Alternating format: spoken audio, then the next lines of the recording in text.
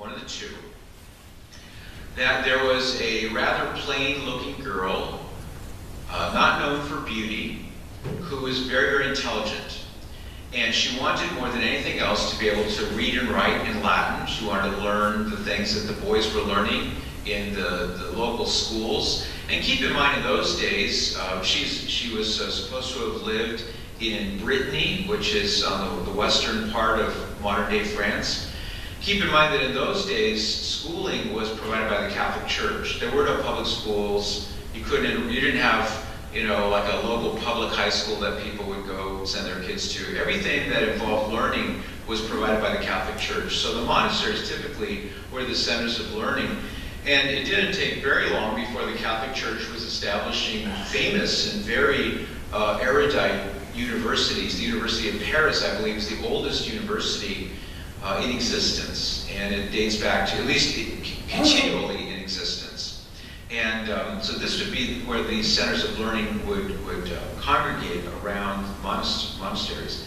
And so this girl, as she was known, Joan, Johanna, something like that, she dressed herself as a boy, cut her hair, and made herself to look as boyish as possible. And she enrolled in one of these monastery schools, nobody being the wiser.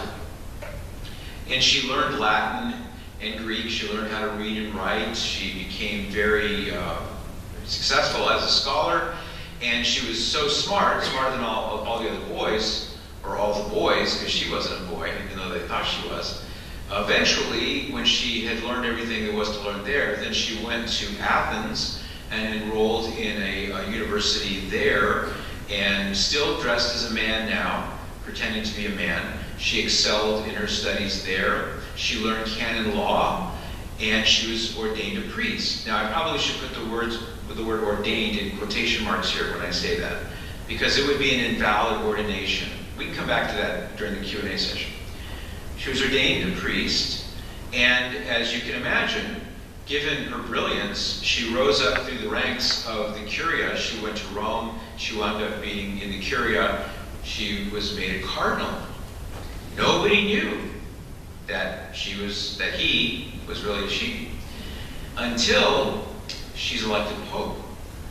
And now, as Pope, Pope Joan, and everybody thinks Pope Joan is this nice, rather slender man, and he is very brilliant in all these ways, and nobody was the wiser until one day, as the legend goes, when the Pope was in procession riding on this sede digitatoria, which is that portable throne that the popes used to use until Pope Paul VI, being carried through the streets in the area. If you're familiar with the city of Rome, it would be not far from the Colosseum, in the streets between what is the Basilica of St. Clement, and heading toward the Vatican, but going by the area of the Colosseum. And the Pope went into labor and gave birth to a baby on the sidewalk. So apparently at least one person knew the truth about Pope Joan, but no one else seemed to know the truth about Pope Joan. And the legends at this point diverge into 2 or 3 different scenarios. One of the legends says that when the people of Rome saw that the Pope was really a woman, that they killed her then and there, stoned her to death, and the child. Another version of the legend says that they killed her, and that the child was taken and cared for, and actually eventually became the Bishop of Ostia, which is a port city near Rome. It's actually the port of Rome. When you fly into Rome these days, you fly into Leonardo da Vinci Airport, you fly right over the old city of Ostia, where this child allegedly eventually became bishop.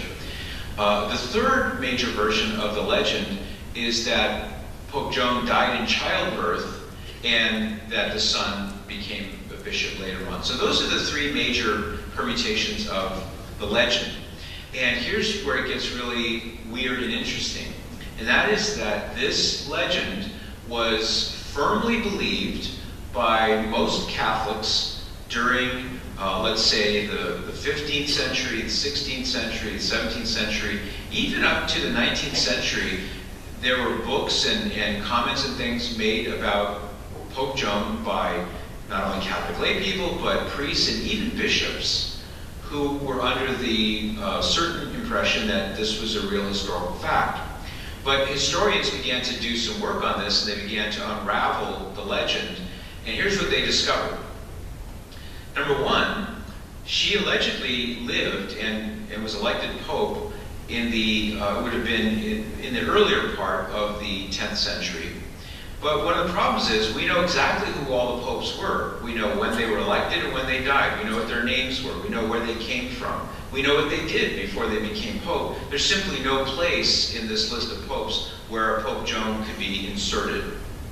Number two, and this is really the most damning part of all, is that for 400 years between the time that Pope Joan allegedly lived and the first recorded instance that we have of this, which is in the middle of the 14th century, there is simply no mention whatsoever about Pope Joan.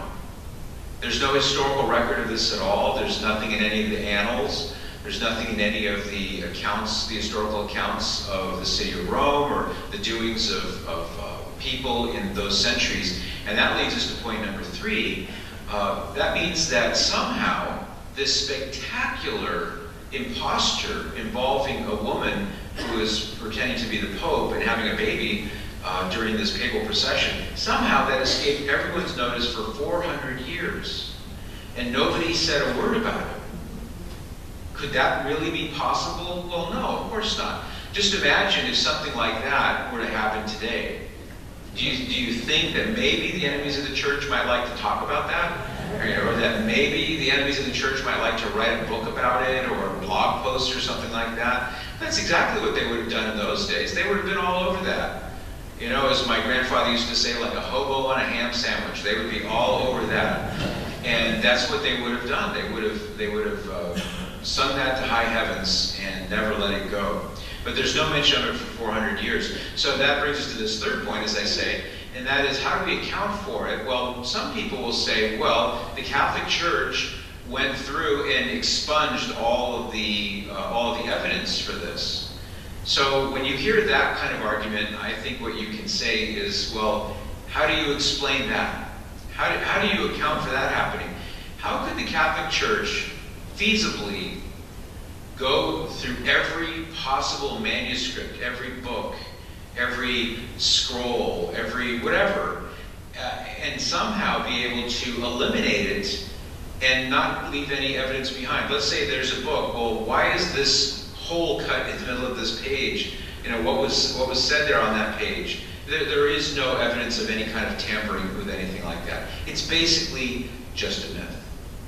And there are some ways of trying to explain how this myth got started. One is that one of the popes that did reign during that time, and there was a Pope Joan, the historical records seem to indicate that he had a somewhat effeminate personality. He was somewhat less than manly, perhaps, but he was certainly a man.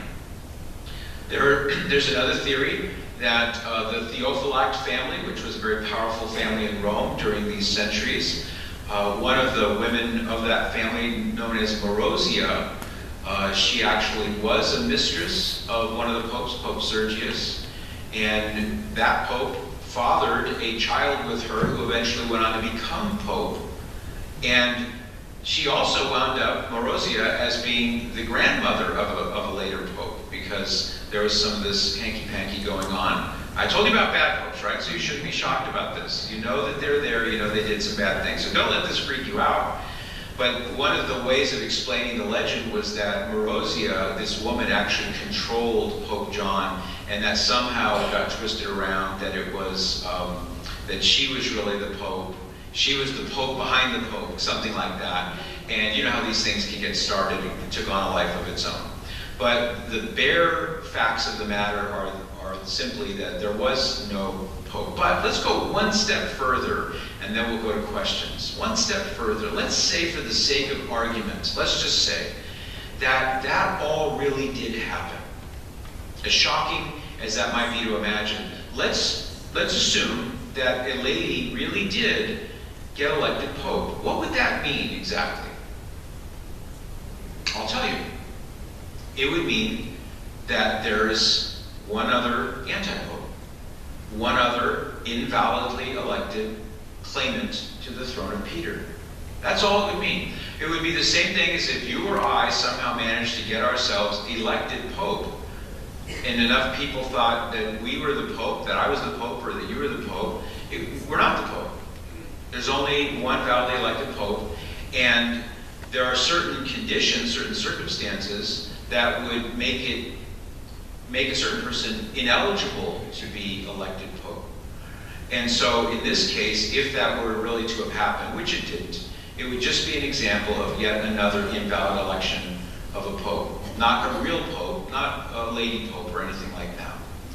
Now we're going to go to questions now, because we still have some time yet, but I do want to mention to those of you who got a copy of my book, Pope Fiction, there's a whole chapter on Pope Joan in there. And if you're intrigued by this and you'd like to know more, you don't even have to get the book, because I have an article called Pope Fiction on my website, patrickmadrid.com, and a whole long section of the article is devoted to Pope Joan. So if you want to just read up on it on the quick without buying a whole book, just go to my website, patrickmadrid.com, and under the articles, you'll be able to access that article for free. Print it out, save it to your computer, whatever you'd like, and you'll get all the details there. All right. Thank you for your attention. What do you think about